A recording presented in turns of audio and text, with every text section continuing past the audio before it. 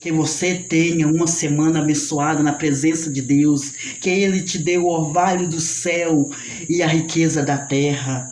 Adonai, meu Senhor, quer a união das comunidades intituladas Igrejas, Gentios, Judeus, unidos.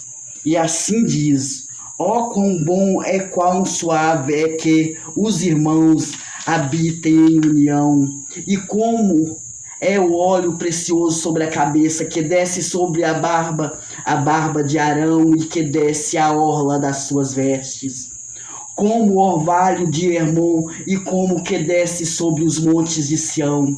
Porque ali o Senhor ordena a bênção e a vida para sempre. Que você tenha uma semana abençoada na presença do nosso Deus, guiada pelo seu Espírito, em nome do Senhor Jesus.